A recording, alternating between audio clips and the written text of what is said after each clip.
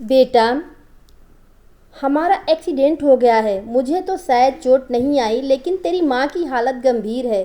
कुछ पैसों की ज़रूरत है और तेरी माँ को खून भी देना है। 62 साल के माधव जी ने अपने बड़े बेटे से फ़ोन पर कहा, पापा, मैं बहुत व्यस्त हूँ, आजकल मेरा आना नहीं हो सकेगा। मुझे विदेश में नौकरी का पैकेज मिला है, तो उसी की तैयारी कर रहा हूँ। आपका भी तो यही सपना था ना, इसलिए हाथ भी तंग चल रहा है। पैसे की व्यवस्था कर लीजिए, मैं बाद में दे दूंगा। उनके बड़े इंजीनियर बेटे ने जवाब दिया। उन्होंने अपने दूसरे डॉक्टर बेटे को फ़ोन किया तो उसने भी आने से मना कर दिया। उसे अपनी ससुराल में शादी में जाना था। हाँ, इतना ज़रूर कहा कि पैसे की चिंता मत कीजिए, मैं भिजवा दूंगा। यह अलग बात है कि उसने उसने कभी पैसे नहीं भिजवाए। उन्होंने मायूसी से फ़ोन रख दिया। अब उस नालायक को फ़ोन करके क्या फ़ायदा, जब ये दो लायक बेटे कुछ नहीं कर रहे हैं, तो वो नालायक क्या कर लेगा। उन्होंने सोचा कि बोझिल कदमों से अस्पताल में पत्नी के पास पहुँचे और कुर्सी पर ढेर हो गए। पुरानी बातें याद आने लगी। माधव राय जी स्कूल में शिक्षक थे। उनके 3 बेटे और एक बेटी थी।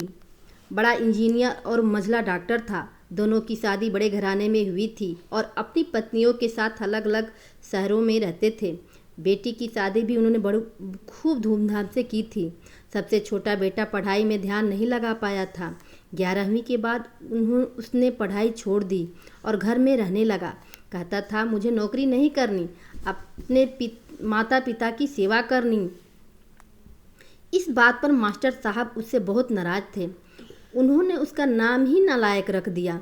दोनों बड़े भाई पिता की आज्ञाकारी थे, पर वह गलत बात पर उनसे भी बहस कर बैठता था, इसलिए माधव जी उसे पसंद नहीं करते थे। जब माधव जी रिटायर हुए तो जमा पूंजी कुछ भी नहीं थी। सारी बचत दोनों बच्चों की उच्च शिक्षा और बेटी की शादी में खर्च हो गई थी।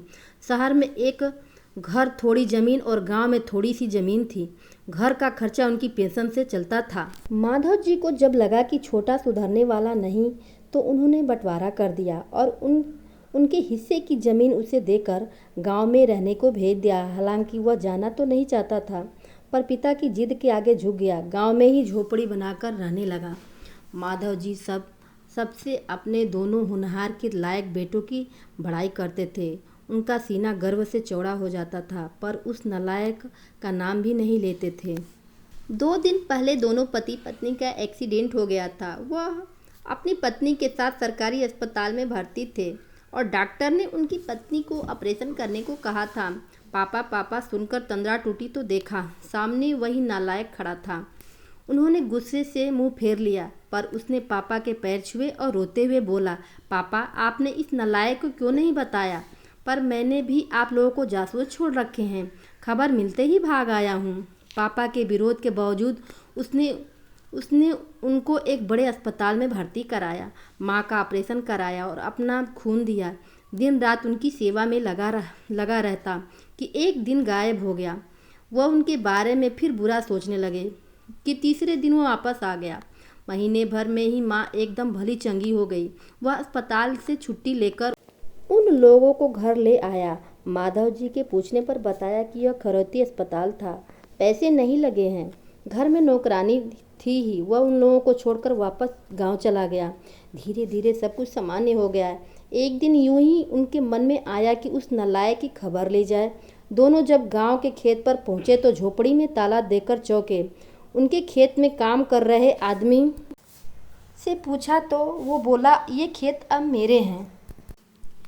क्या? पर यह खेत तो उनके बहुत आश्चर्य हुआ। हाँ, उनकी माँ की तबीयत बहुत खराब थी। उनके पास पैसे नहीं थे, तो उन्होंने अपने सारे खेत बेच दिए। वह रोजी रोटी की तलाश में दूसरे शहर में चला गया है।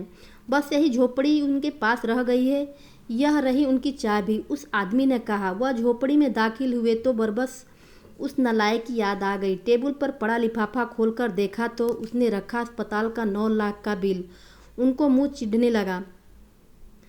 उन्होंने अपनी पत्नी से कहा, जानकी, तुम्हारा बेटा नालायक तो था ही, झूठा भी निकला। अचानक उनकी आंखों में आंसू गिरने लगे और वह जोर से चिल्लाए, तू कहाँ चला गया नालायक?